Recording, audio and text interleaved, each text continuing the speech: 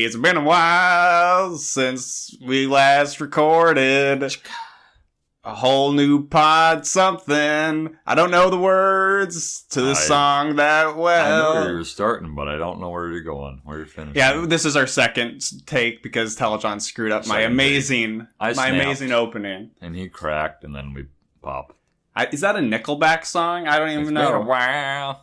It's definitely from our childhood, either late 90s, early 2000s. Look at that. Grab. Yeah, I know that, but mostly just from like the Vine or meme or whatever. Memes. But hey, we're hip millennials. We're talking about Vines, and we're also talking about Disney Channel original movies. Welcome to a whole new pod, a podcast where we do what I just said.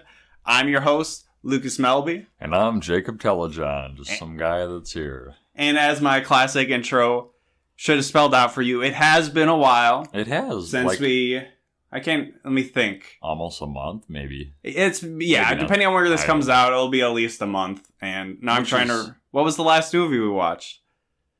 It wasn't Horse. Up and Away. Yes, Up and Away, yes. So we left on a good note, so it wasn't like a Johnny Tsunami hiatus, but we've had some stuff going on. Jacob's been on a trip or two.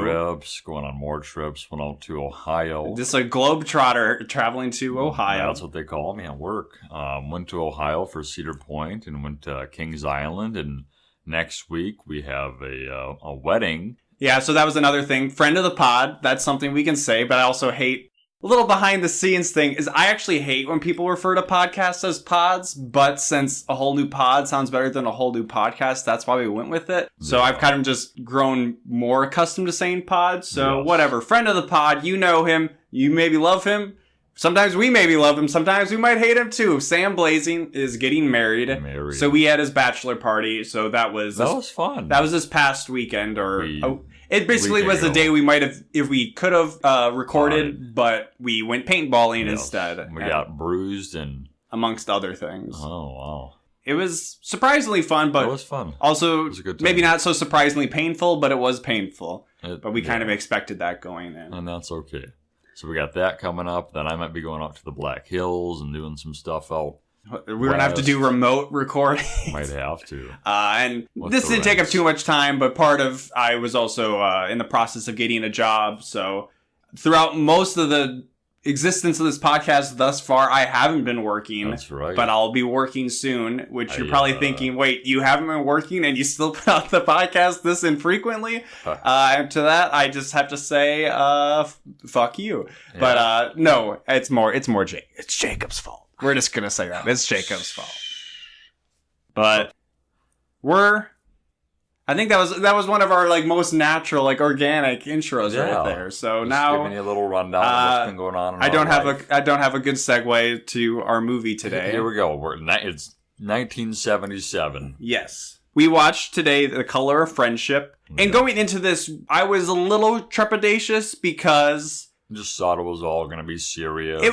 It was definitely the most serious. It was. It was the most serious DCOM we've had. Deals a lot, very heavily with race relations, directly, specifically with apartheid, South Africa. Especially being set in 1977. It's a true story. So we weren't sure how we were going to go about doing this, if we were just going to try to make it a shorter episode, because we didn't want to try to goof on such heavy topics, but... We're trying to experiment with maybe a little happy middle. I think sometimes I maybe go a little too exhaustive with my detail. Going into it, we talked, it's Disney. They've got to have some comic relief, and there is. There's funny moments and fun times. But overall, I was thinking, yes, this is some heavy subject matter, but it will still have the hokiness and kind of corniness of a Disney Channel movie. And it really didn't, I thought. I mean, not with the main characters. We'll expand as we go on, but yes, again, it's a Color of Friendship. Got to remember what the name is, and at times it got more intense than I thought. We thought it was going to be, but it is based on actual events or actual relationships of people. It's a real family, and the things they're dealing with seem to have happened. Real events. There's at least one major real event that occurs, and I don't know if it was a separate standing, but it won for daytime versus primetime Emmys, but it won an Emmy for Outstanding Child Program, and the year 2000, so which, that's cool. As we've already mentioned, is the year of the DCOM. So that means, in the eyes of the Emmy Academy, this is the best DCOM that was produced in the year 2000. I agree. Alley Cat Strike might have one thing to say about that in our next episode. Actually, I did want to note one thing I forgot to really mention in some past episodes, but we're now in really the classic era of like the trappings of Disney Channel, where we rent all of these on Amazon Prime, but whenever we rent them, it starts off with the whole, you're watching Disney Channel. We don't get the actual person's, Raven Simone saying, I'm Raven Simone, and you're watching Disney Channel, and they draw out they draw out the Mickey Mouse thing that looks like it's made out of whatever Capri Suns turn you into, like the liquid metal Terminator. That's something about Capri Suns is the marketing.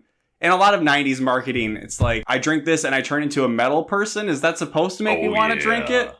Or Gushers. My head turns into a piece of fruit. Or Airheads. Yes, my head just inflates and like flies off. Or Airheads or Skittles Pox. Well, that's new and weird, but I'm talking about, extreme 90s advertising. And I mean, I know I wanted Gushers a lot as a kid. Gushers are good. Didn't really have them, but I've ate plenty of them as an adult to make up for my lacking childhood. But I don't think I ever wanted Gushers thinking that my head was going to turn into a giant watermelon. I would know.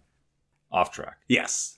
We digress. I had to get it off my chest. All right. Smash cut opening, Washington, D.C., 1977. And to go with the 70s, we got a little funky soundtrack going on.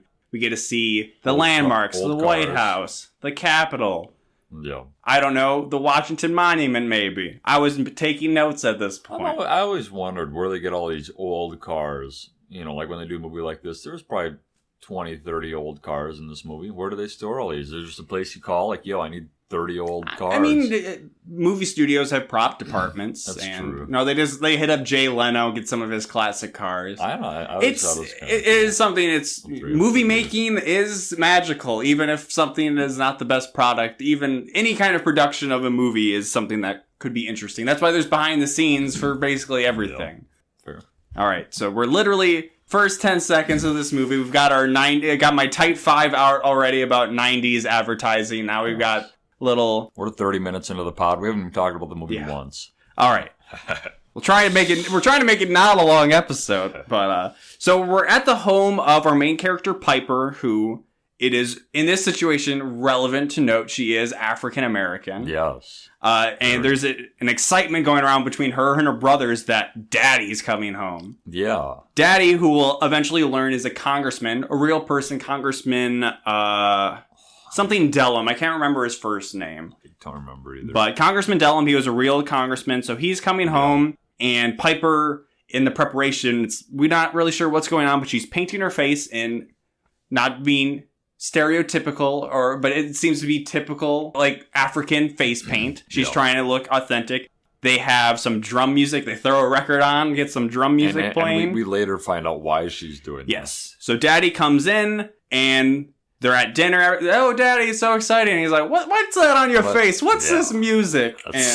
So we weren't sure. We were kind of hypothesizing, I thought that he was maybe coming back from a trip or something, and maybe he was in Africa. Yeah. But it turns out he's a congressman. He was just coming back from a day at the Capitol. And the reason Piper is going about all this is she's trying to convince her parents to let them have an exchange student. I think he asks the mom, like, is she still on this whole exchange student shit? And she's like, yeah. Piper's back on her bullshit. So apparently she's been litigating them for a while, trying to get this to happen. And she has a whole spiel prepared about how it's really important to connect with, like, the ancestral home, trying to connect African American culture with actual African culture and bridging that gap. And the dad, either being convinced by that or just being kind of worn down, agrees, sure, we can have an exchange student from Africa come.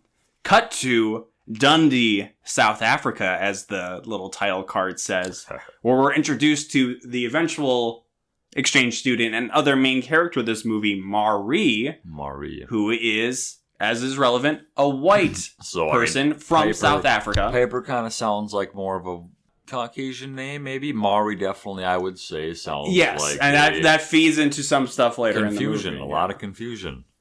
Definitely.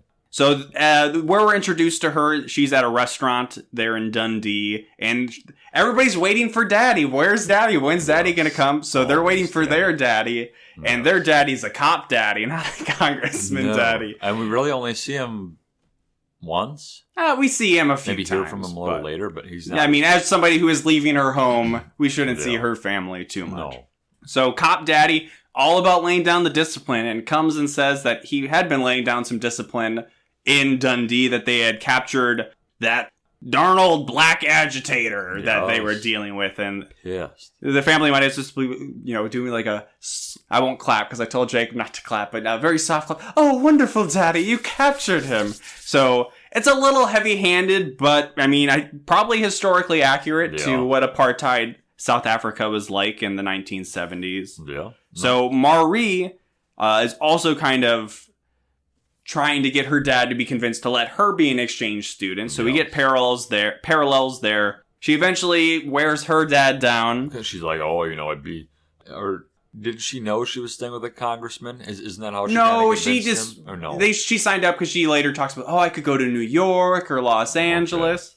Okay. So she gets her dad to agree, and then we get a relevant scene just as kind of maybe like atmosphere or like setting of just what the mood is like in South Africa, where there's a black boy working as a waiter, or probably not a waiter, probably like a dish boy at the restaurant who drops a bunch of dishes, and we get a classic Britishy old white guy. I don't even really know what he says. It's probably not... Ah, boy! Yeah, he just... Actually, he might actually call him, what we'll learn is maybe their word for the N-word there, so we'll get into that later, but we see her look on, and it's more like either a look of just neutrality or maybe kind of like disgust or like justification for what that guy did. Yeah. And so we kind of get a feeling for where she is at Mari's home. She's racist, okay? Yeah. She was raised racist. She lives racist family. So at Mari's home, which is very palatial, it's a mansion of sorts, lots of ground there.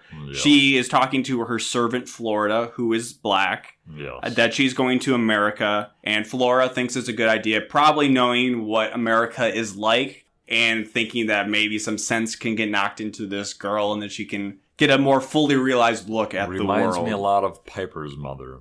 Yes. And then we get a handful of scenes kind of setting up her relationship with her family. And so she has a little brother her little brother is funny. Yeah, he's funny in the sense that like the way he talks is sometimes like incomprehensible in a British way, and weird, he runs around in redhead kid. Yeah, he's got a school uniform, so he's got a little cap on all the time. He's a goofy dude. But in one scene, he has a bird in a cage, and I can't remember the type of bird, but Flora knows it, and it's relevant as a pretty obvious metaphor that it's a bird in a cage. And Flora's like, I know it from my time in our village. It was a bird that used to just be able to fly around wild. It'll build huge nests. And there's all sorts of different colors of this bird. And you can kind of see where this is going, that birds, just like people in the world, there's different colors of birds, but they're all equal. And you should have put a bird in a cage. No. Ill advised. So this will be a motif or image that comes up later in the movie. The little boy, her brother, again, in one scene comes across the flag that seems to be bad, or known as negative, or in the eyes of the white people in South Africa, kind of like the resistance movement of what the flag they think South Africa should be. And she's like, hide it from Dad. Don't let Dad see it, because her dad is a bad cop. Yeah, which is like, this movie could have really gotten intense, had they involved him more with Mari going over to the US. Like, it could. That is one thing we can address towards the end, that the dad, Mari's dad specifically, we don't really get who knows what much fallout or development or even conflict with him at all. No. Flora, once Mari learns the name of the family she's going to be staying with, she's like, he's a U.S. congressman. Deloom. And Flora's like, do you mean Dellum? And she says, no, it's Deloom, thinking Mari thinks it's, uppity white people, It's, if you've seen Keeping Up Appearances, the main character's name is Hyacinth Bucket, but she always says, it's Bouquet. Wow. So kind of that hoity-toity sort of style. Flora knows the name. I don't think we see it right then and there how she knows the name. I think a little... It's pretty soon after all these scenes that kind of mix together as far as the timeline, but they all happen when Mari is out being run off to the airport. That's when we see Flora find out why she knows runs to one of her little keepsake boxes. It has a whole bunch of articles. She's looking through it, and the one of them has the Dellum on it. And wouldn't you know it, he's a well-known congressman for being an anti-apartheid activist. Yeah. And she obviously knows that he's black. Yes. So that's kind of why she was kind of talking to Mari when she was... And it's just funny because Mari's just oblivious to the fact that he's not white, and just everything that she goes against or her family goes against her, So we get the payoff pretty quick with probably one of the best scenes, or one of my favorite scenes in the movie, at the airport, where we see these expectations from both families really come to a head in a fairly, not like cringy and like the internet term, but like cringe-inducing, like very awkward comedic scene where Piper and her mom are waiting for Mari at the airport. They got flowers ready to welcome her, and they see a girl, very stereotypical, like African garb. Like, hey, come on! Oh, that must be Mari. And she walks by to go like hug her mom or whatever, and they're like, "Oh, is there a Mari?" And then they go up to the flight attendant or whoever, like, "Oh, did Mari whatever?" show up, and she's like, "I'm Mari." What? I can't remember her last name. I don't remember. I'm either. Mari Wilkins, and they're like, "How many Mari Wilkins?" The mom and Piper are both like, "How many Maris can there be in this airport?" Or whatever. And so it's funny, but it turns kind of serious quickly, where the mom puts out her hand and Mari refuses a handshake. And then also is like, "I've got 2 bags you can go get." Yeah. So she knows that they're from Congressman Dellum, but she doesn't quite realize that they're the family of him. No. She thinks they're his help because he's a powerful politician in the United States. Yeah. He's obviously, he has to be white, and these must be his servants or whatever. Yes. All those things are true. There's a meeting we see with Congressman Dellum, who must be meeting with other politicians or activists. It might be like the Black Caucus or something. It's not really spelled out, but it's not important. But we get another only awkwardly funny scene where it's more actually just serious, where Mari comes in to meet the congressman, and she looks around and she just seems horrified because it's a room of just all black people. And she's like, "Is this a joke?" Yeah, she does a really terrible laugh, like, "Oh, this is a joke. Please let me meet the congressman." And he's like, "Girl, you're talking to him." Not cool. He says, "Welcome to America." Yeah, I wrote that down specifically. Eddie Murphy reference. Yeah, exactly. So they thought by African, she was going to be a black African. Yeah. And by a politician, she must have thought a white politician. Correct. So that's kind of the mom's take on it. She's very optimistic. This, in a way, reminds me only very remotely of Mean Girls, because obviously Lindsay Lohan's character Katie is from Africa. She comes but if you're from Africa, why are you white? And you can't just ask somebody why they're white. Just got to get my Mean Girls cred out there. Wonderful movie. Much different tone than this one. I would say so. So Piper's brothers and friends, who I think one of them is actually like from Africa, he speaks with an African accent sometimes. Yes. They are waiting for Mari to come to their house, so they've put together an African-styled welcome party. They got music going. They've got a sign that has African imagery on it, and they come in and they see Mari, and they don't think that Mari, being white, is who they're expecting. Piper comes in and tries to be like, "Hey, cut all this shit. She white, don't do it." But they're jamming. Yeah, it's pretty funny. And Mari runs upstairs, and we get a literal record scratch, because in this case, it's an actual song being played on a record because it's the 70s. Yeah. And then they're like, "But where is she?" "Oh, no, she is the white girl." No. Kind of funny that when she runs upstairs, we're like, where is she going? Just some random person's bedroom. Yeah, I thought, well, realistically, she should just go into the bathroom because this isn't her house. But she actually ends up being holed up in Piper's room and locks the door and won't come out. For an extended period of time, like 7-8 hours. Yeah. Mom and Piper are fairly cool about it and trying to be understanding. Mom is definitely Piper. But then the boys, definitely not. The boys aren't having it, and the dad also is not having it. Dad is definitely Congressman Dellum will kind of get a little bit more about why he's really not having it. That night, I guess Piper must have just slept in somebody else's room. Mari sneaks out to call home.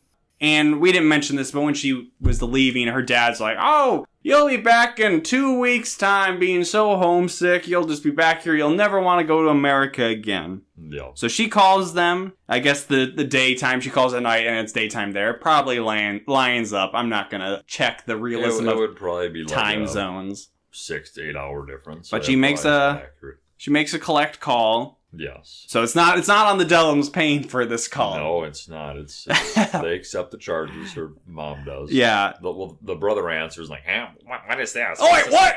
International bullshit. What? Hey, Mom, what's this international collect call? It's your sister. Answer. Bangers and mash.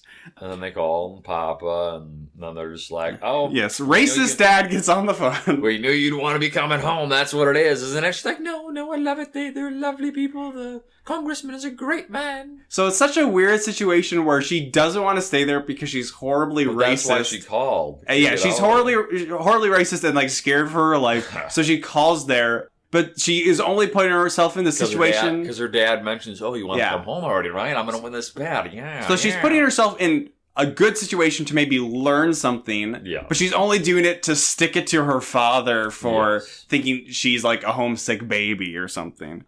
So... Correct. Not the best intentions, but she'll get a good lesson out of it. We get a side conversation between Mama Dellum, who I think we learned her name because it was so unique, is Roscoe, where she's talking to Congressman Dellum that she's pretty sure she can convince Mari to stay.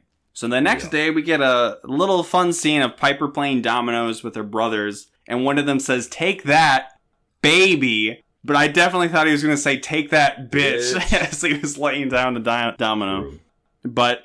Piper's mom, Roscoe, had gone out and got some food, and she thinks Piper should bring up the food to Mari. And Mari... I ain't no slave. She does not say She that. does not say that. That's But she gets a really good burn on Mari where she's like, oh yeah, we got fries, and oh, you like chocolate, or do you only like vanilla? I it's like like, that. oh! That was a good one. I really like that one. So that's good. And that is only kind of a start where she's like, accepts the food, but she's still kind of sheepish about whether she wants to stay or even really leave Piper's room. Piper is having a conversation which is mostly like a yelling situation with her mom where she's like, I don't want Mari here because, hey, Dad hates all South Africans. Yeah. And then the mom, being very diplomatic, is, no, he hates the system of government in South Africa. I love the mom. The mom is so good. Yeah, in this she's movie. She's so pure. Both parents, I mean, both non-racist parents of this are very good Disney Channel parents, I would say.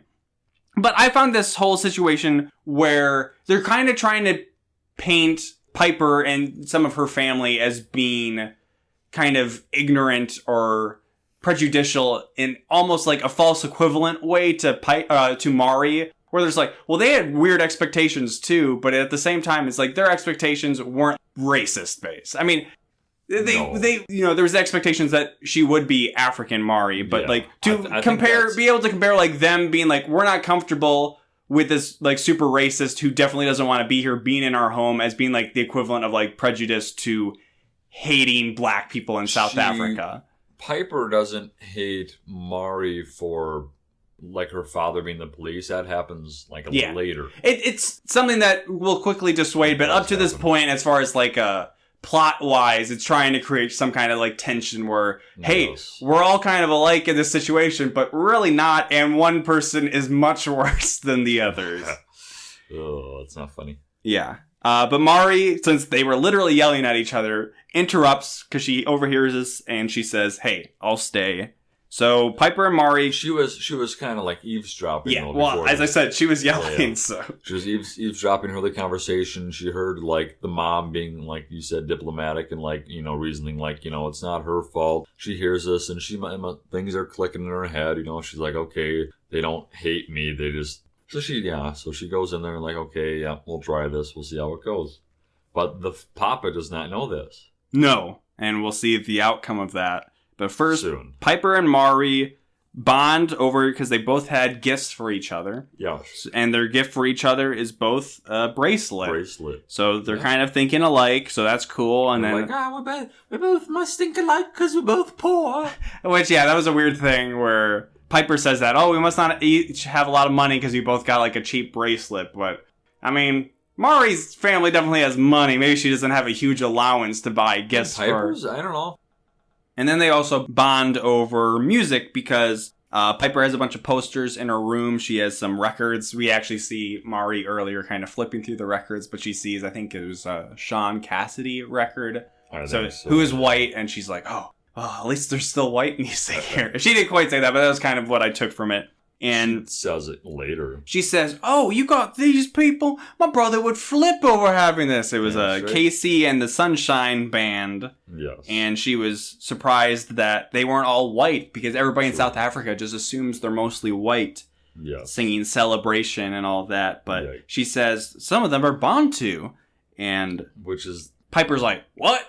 It's bad, but that's not the worst for us. We'll slowly unpack what she means when she says Bantu all the time. And it's not, I feel like Bantu is like a planet in Star Wars or like a language. I feel like it's something else, but in South Africa, it's very specifically something not great. Bad words. And I think this is here where they're moving her out of Piper's room into the guest room, and that's where Congressman Dellum comes up and sees her with her bags as she's moving them and says, here, let me take them. I'm so sorry this didn't work out, but this is kind of the best for all of us, that we all go our separate ways. You get a different family for your exchange program. And Piper's like, the fuck you mean? Yeah. She's staying, Papa. And he's like, So he is not happy about her staying. Not at all. Roscoe, the mom, she had gotten her application from the student exchange office. Yeah. And she's kind of looking over to see if she can learn some more about her to help relate to Maury. And sees her dad as a cop, which Congressman Dellum is basically like, oh, hell no. And I feel like he's probably justified to think that a child of an apartheid cop would be fairly heavily indoctrinated into the thought process of the South African government and the racism that was involved with that. True. Mom mostly views this as a good challenge to overcome and learn. And she says something like, hey, maybe there's parts to apartheid we're not seeing. Or like, apartheid, like, yes, there's complications, but like, I don't think you can see like a good side of apartheid. It just seemed like a really weird comment for her to say. I agree. The next day, they go to the mall, and as they're leaving the house, they see some neighbors coming out, and most of the neighbors are black. And then, like Maury had seen, all she had this idea, that all maybe African Americans were politicians. She's already had her worldview turned upside down, so she's maybe all black people are just politicians. That's what she thinks. Yeah, that's the idea that she's under. So she makes the comment when she sees all the African American neighbors, like, oh, you live in a whole community filled with But then we learn that it's not just, some people might work for the government, but some people are doctors. Or a teacher. Yeah, or professors. So she's further getting it into her head that black people are capable of things that South Africans don't allow black people to do. Yes, correct. We get one kind of maybe unnecessary for like the message and themes of this movie, but it's still an important scene as they're driving into the city. We get to see kind of poverty. We see the rich black people living in their very nice community, but we see a lot of poverty. Washington, D.C. has, I think, a very bad poverty problem. There's a lot of black people that live there, and that was still the case in 1970s. Yes. And just the inequality that exists between, yes, there's some of these nice communities, and there's still poverty. And I guess it is kind of worthwhile, because the mom says, we don't have all our shit sorted out in America, too. We have our own problems. She makes, this is like the townships. Is that what she said? Yeah, Maury's like, oh, this doesn't seem so crazy for South Africa. And the mom's like, yeah, we're not perfect either. Yeah. Which is a good thing. It's obviously South Africa in this situation much worse than America. But America, especially 1970s and even 2019, still has a long ways to go with a lot of things. I agree. That's very nice of you, Jacob. At the mall, we get a really civil. I would say an absurd number of interracial couples. Like, I get what they're going for, but even in 1970s America, like... It was like 3 or 4 in the matter of like seconds. 10 feet. And Mari is amazed with this. Wow. And I think that's mostly what they were trying to do, is hit home that, like, yeah, Americans, or at least some Americans, are okay with this. But she's like, oh, you all just shop together? And it's like, whoa, settle down, Mari. And then this absurd scene is followed up by a different scene that's ridiculous for a different way, which we have the classic trying on clothes to music sequence. And it was aggressively long. We didn't time it, but I want to say it certainly felt long, and I would say it certainly felt at least 2 minutes long of just trying on an assortment of reasonable outfits to really wacky outfits. And that's any way to make somebody seem relatable, is put them in a funny hat. It worked for Dunstan. Then they go to the ice cream shop where they're just having a nice sundae, and then we get a mirrored sort of situation where there's another dish boy or some kind of server at the ice cream shop who is black, who trips and falls and spills a sundae onto this guy. And she has a little flashback. Mari has a flashback. Yeah, if it wasn't clear enough to us, the movie really made it clear for us. Yes. So she has the flashback of the guy getting yelled at, and she even verbally says, please don't hit him, I think. Yes. I was worried she's gonna be like, oh shit, what's gonna fucking happen? World star up in here. But no, she at least has the wherewithal and the growth to be like, oh, please don't hit him. Yes. And so she makes that remark, and then they like do a close-up of this dude who has like really like bleached blonde hair. Yes, he's very white. But he's like... He's unfazed. Weird. He's weirdly nice. He's weird. He's like... the guy's really apologizing to him, and the guy says to him, "Oh, is there anything I can get you?" And he like licks his finger. You get me one of these sundaes, son. Get me one of these chocolate sundaes. They're real good, and I'm just tight. I mean, hey, I'm not a crazy racist from South Africa, but I don't think I'd be as chill as that guy about getting a sundae spilled on me. No. But if I could, I would also maybe try to. Actually, no, I'd probably be too like socially awkward to finesse it into getting a free sundae. But in my heart, when I went home that night, I'd be like, shit, I could have got something free out of that. So then Congressman Dellum at his office gets a call from the South African embassy where a very sinister-sounding lady is on the line, and she's checking in on Mari. Yes. And basically, it doesn't seem that it was at the behest of her family. It's just something the South African embassy does, I guess, to their nationals when they travel to... Which I don't think it is true. I mean, maybe she definitely had some. The congressman says that they probably know about her because you have to apply for a visa, to which you have to go to like your embassy to do that. You know, maybe her dad was a higher up police officer than we had like the understanding of. It's reasonable. It's not like they're like keeping like her completely surveilled, but maybe they do that in communities or places where they think it could be troublesome, and probably they're worried about her getting the wrong ideas, or I don't know. Racists think and do a lot of crazy stuff, so. Valid but this gets Congressman Dellum mad and in the support of Mari staying there, because he might not like South Africa's ideas, but something else he doesn't like is people telling him who he can have in his damn house. That's right. So now he's, in one way or another, devoted to trying to keep Mari there. Yes. Piper and Mari are... part of, I guess, maybe what they were getting the wardrobe music montage for was they're trying to find outfits for the first day of school.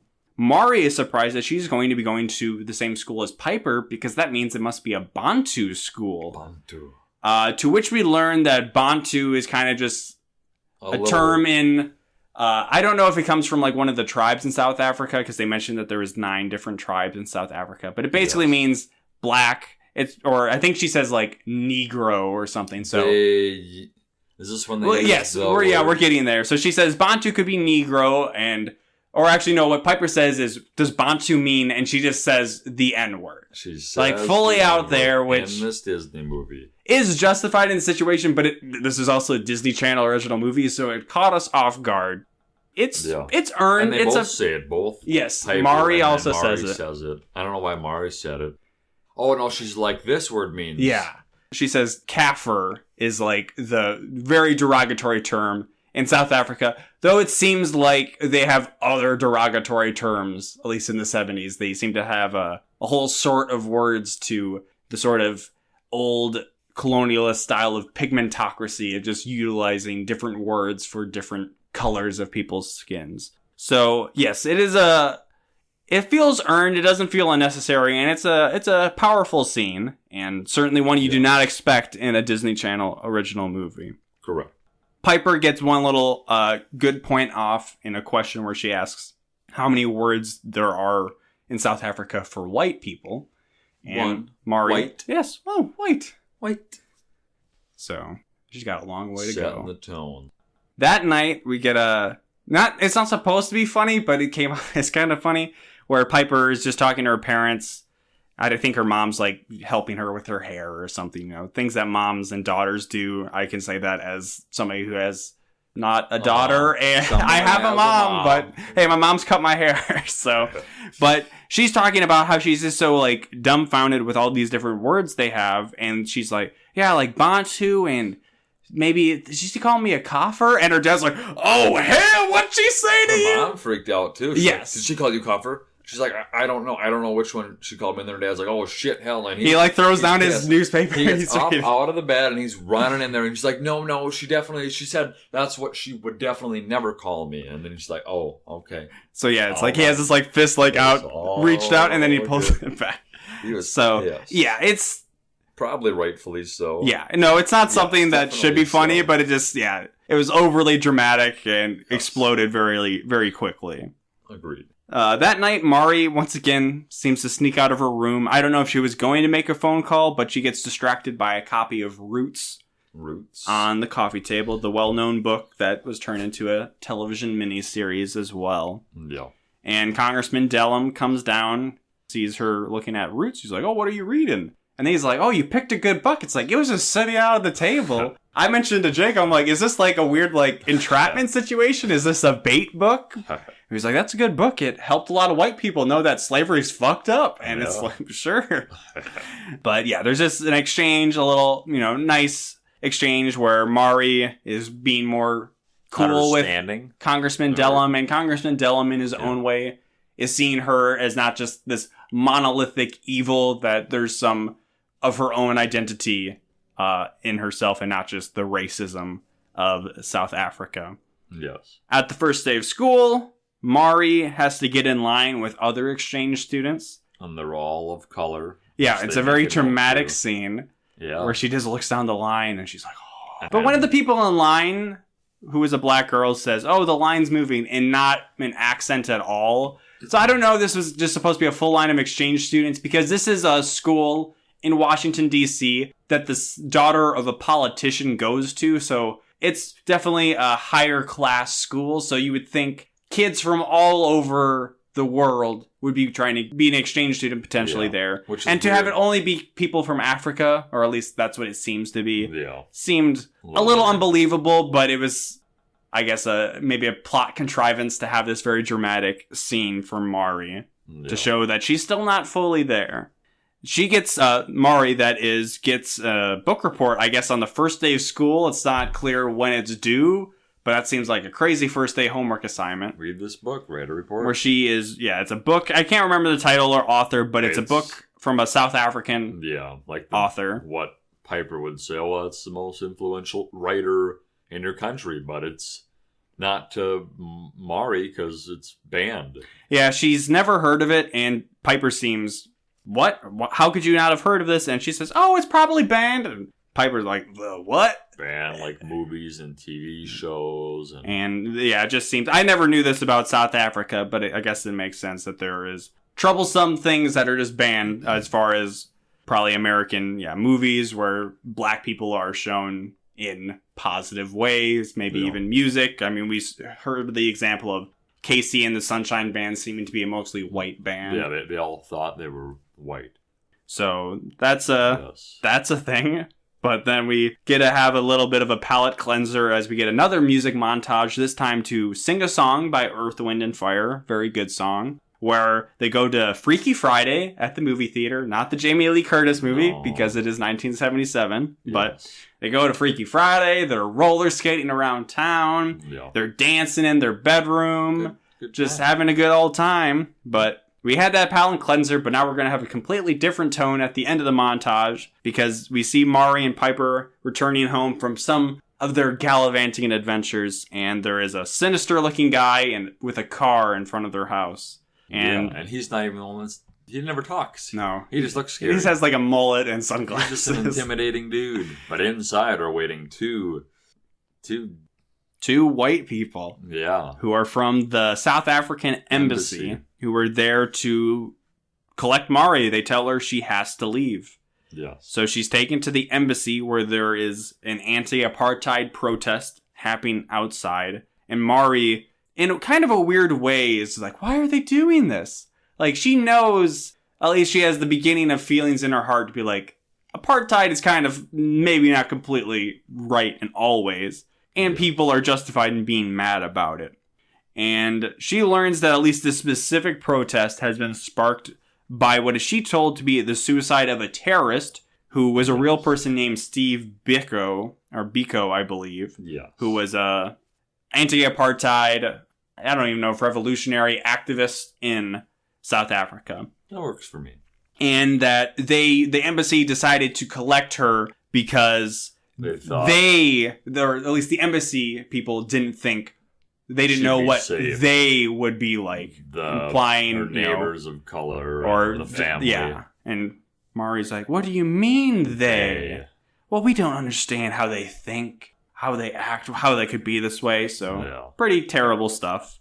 Yeah. And this is where we really get Mari fully beginning to disagree, not just with apartheid, but also just like the governmental structure of South Africa. And she is still confined at the embassy. Then we get to see Congressman Dellum, being the anti-apartheid activist he's in a meeting with other politicians. And here they learn from Amnesty International. Because Piper's been calling all day. Yes, so once Mari gets taken, Piper's trying to call her dad. And she can't get through because he's been in emergency meetings. So, we learn that this is a big deal, that Steve Biko was an important figure, and he did not commit suicide. He died from basically just getting beat up, probably from like cops and tortured by like guards and stuff. Yeah. So pretty heavy stuff. And as we mentioned at the beginning of this movie, this is a real event. You can look up the guy's Wikipedia page. He's a real figure. The congressman is a real dude. Yes, that too. So they learned from Amnesty International that Steve Biko died because of his guards. And then he finally allows a call from Piper to get through. Then he learns that Mari's been taken by the embassy, so he's on the case. He goes to the embassy, and we don't really see this, but we hear that he was able to convince the ambassador to let Mari go because they're having a lot of bad press. We see him enter the building, and Mari's like, Congressman, and he's like, yo, I got this. He's like, don't worry. He's just like short of like winking and like doing like a finger gun, like, don't worry. Got you. So Daddy Dellum's on the case. Daddy Congressman. So he just basically says, hey, you're already having bad press. Do you really want me to let this news story get out here that you're basically in some ways kidnapping one of your own kids because you're worried about what like the Africans will react about? So Mari's back home. She's excited to be there, and things are mostly going good with her and Piper, but then they blow up real bad. In a different scene, we didn't mention Piper, one of her friends, who I think is actually from Africa. He was saying, oh, you're saying Mari's your friend? Has she invited you to come over to, like, South Africa yet? Which gets Piper to think, like, oh, maybe would she do that? But realistically, we talked about this, that this is maybe the second week of school that this is happening. We don't have a clear timeline. Great friends. They haven't spent all this time together. And I know that if I was living with people who I can't put myself in this situation because I'm not horribly racist like Mari would be, but if I'm in a situation of even people I don't know that well, and I'm getting to know them if I'm in a new living situation. Live with me for 3 months. I'm not going to immediately be like, yeah, sure, come visit me anytime. Yeah, come for weeks, because Piper's like, yeah, can I come for weeks or months? And it's like, that is a big ask. Yeah. And Mari does say, oh, yeah, sure, but it's obviously very non-committal. And this kind of rubs Piper the wrong way, and then something else that rubs her even worse the wrong way is when Maury is kind of just dismissive about, oh, this whole thing with the Biko, oh, what a big, why are people all up in a huff? Yeah, that pissed me off, and too. Piper's like, bitch, please? And she's, oh, he's just an agitator. The cops. Just a terrorist. You know, and then... He killed himself. Yeah, and then Piper's like, no, the police killed him. Those pigs. Yeah, she says like, everybody in the world... It's not a pig. Everybody in the world knows that the police killed him, and police are pigs. Yeah. And... Mars says, my father's a policeman. So yeah, she's mad. It's a whole, like, cavalcade that it's like... Up. Piper's like, Biko was killed, cops are pigs, you're racist. And she's like, no, I'm not. She's like, South Africa's racist. Do you even have any black friends? And she says, I do. My best friend is Flora. And she's like, a slave. Bitch, you pay her to work for you. If she wasn't being paid, she'd probably leave, yo ass. Yeah. And it got intense. Yeah, so again, it's a very heavy situation. Very end. This was like well past the middle of the movie. Yeah, we checked the time. This is like in the last 10 minutes. It got intense. Realistically, I think we needed still some kind of blow up because... Yeah. It was going a little too smoothly. It was like awkward at times, but we never really had this big emotion. And we get it here. Piper, yeah, she says all this stuff. Maury is upset. Maury runs out, and she's just kind of like sitting in front of the house. Congress Dellum comes out to have a rare Disney Channel original movie parent talk, but not with your own child, where he explains basically like, hey, South Africa's fucked, but I know I'm not blaming you for what South Africa's like. She's like, yeah, it's not my government. She's starting to say, I don't really identify with it. And it really just comes down to that it's about how people are raised, and something that Congressman Dellum is saying that in this situation, you're somebody who can help break the cycle. You're learning something beyond what you're raised and the environment you grow up in. Yes. Piper comes out, and they don't really make up, like, verbally, but it seems like, oh, if you're cool with my dad and he's having a Disney Channel original movie talk with you, then you're cool with me. And this is where we bring up, finally, the motif or image where Maury tells the story about the bird back home that Flora talked about and how it can flourish in the wild, and there's all sorts of different colors. So we see the significance there, and she sees the significance of this metaphor that was placed earlier in the movie.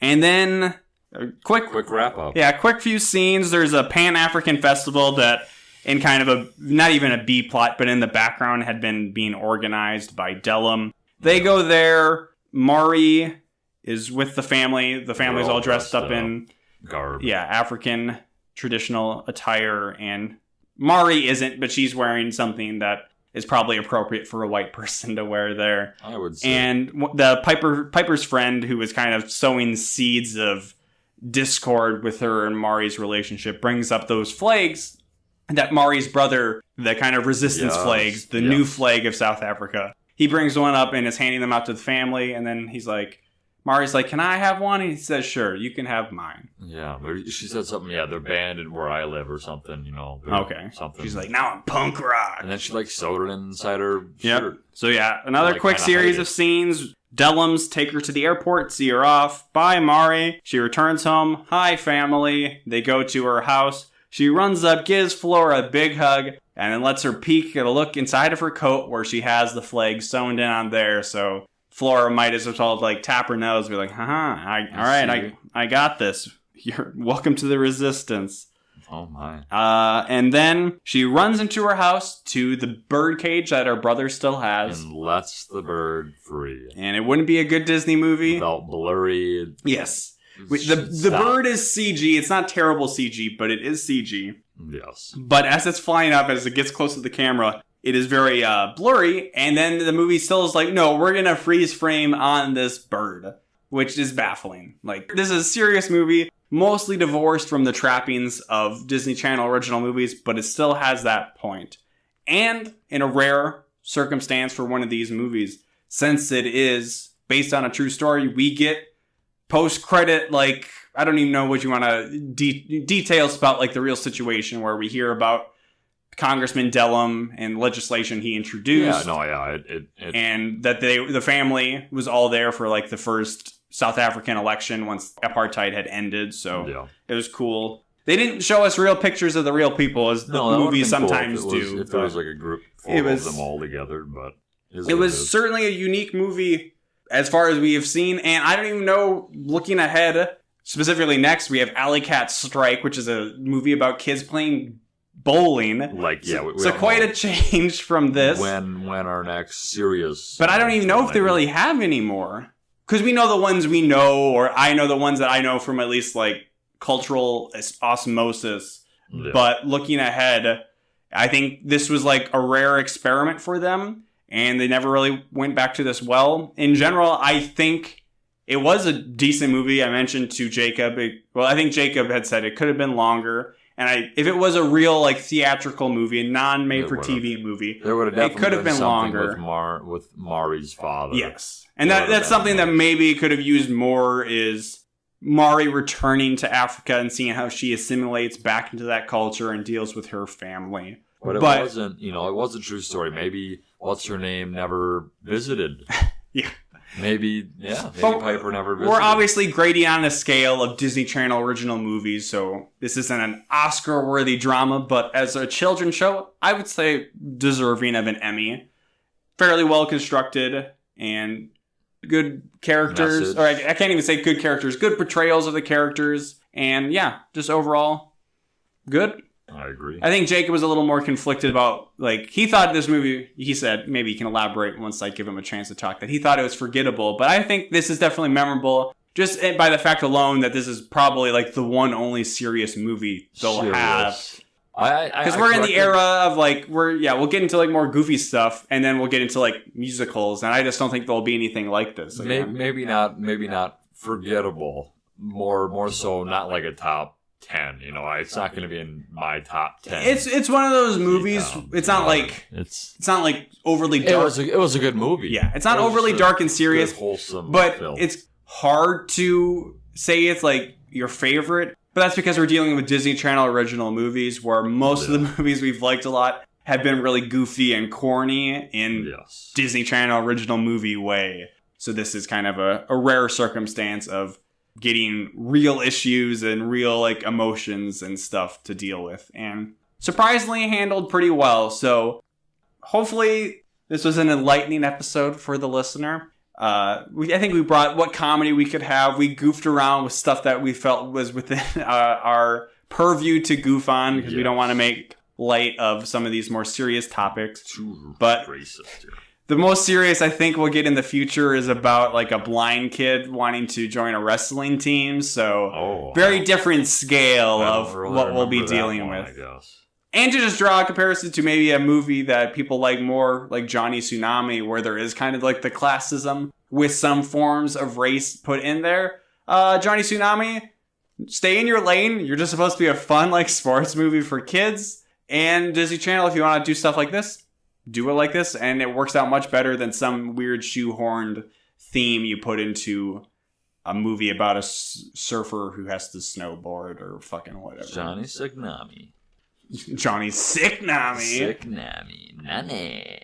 All right, so that was, an interesting movie for us. All, folks. And this was our podcast. This is our comeback. We need to work on transitions. I've mastered the intros of just singing a song, but just the segues in between. That's it. We're done. Every single episode, I'm like, that's all, folks. Or that's another one in the books. But it is. So we're a whole new pod. If you enjoyed this episode, rate us, like us, whatever you can do. Follow us on Spotify or iTunes or wherever you get podcasts. Yeah, I don't know how this is all going to shake out with Apple deleting iTunes, but you'll find us. Hopefully the RSS feed just transfers over, but that's technical stuff you don't care about. And there's other places. I think we're on whatever that dumb thing Sam's on. I don't know how we're on there. Eventually, if you just get onto the main feeds of podcasts, lesser podcast catchers, catcher podcast. And we're definitely on the lesser scale that if most catchers, I feel like would be like a sieve and we're like a grain of sand that should drop through, but we're out there on Podcast Addict or whatever. Yeah. So rate us on those things. share us with your friends and family if you think this is a good time. Follow us on the Facebooks. We don't have a Facebook. Yeah, that would be just me making your own work, but you can follow us on Twitter at A Whole New Pod. We won't plug Jacob's Twitter this time because it's probably not worth it. It's unbanned. It was banned or blocked for a while there. Oh, well, I didn't even want to bring that up. Jacob just spends his times tweeting at Tana Mangino or whatever her name is, who I guess recently got engaged, and Jacob tried to show her that nobody cares by responding to all of her tweets to say nobody cares. But I'm definitely not one of these people that care. So if you want that kind of hot content and stuff that is probably even more boring and worse than that, follow him at Jacob Telejohn. All one word. All one word. And if you want to share whatever thoughts beyond rating us and reviewing us on iTunes, you can email us at awholeNewPod@gmail.com. That's right. Still waiting for somebody besides my brother to email it. One of these days. And with that, I guess we turn it over to Jacob for the final words. That's all, folks. All right. I'll allow it because I almost forgot that we even did that. And then we get to this part of the podcast. I'm like, wait, isn't there something else we do? That's a thing. So if I had to come up with something, I would just have to turn up to something. I would say I'd say that South African thing that we're probably not supposed to say anymore. Let's not say we didn't. Take us away. Keyboard. Hey,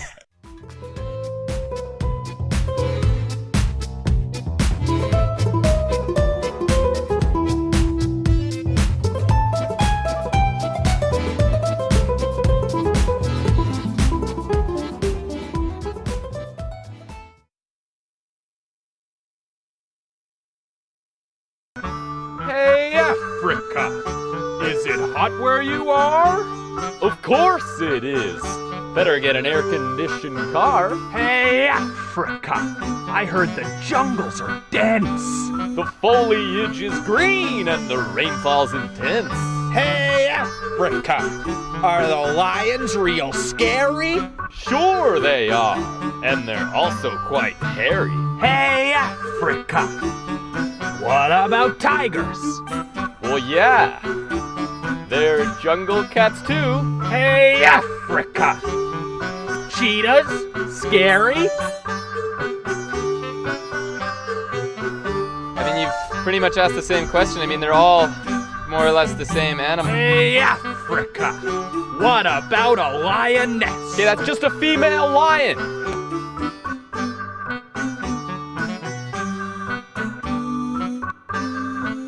I mean, what do you want me to say here? Hey, Africa! Are the leopards scary? This is unbelievable. You bring me out here so you can ask me the same question again and again and again? Hey, Africa! What about a little puma?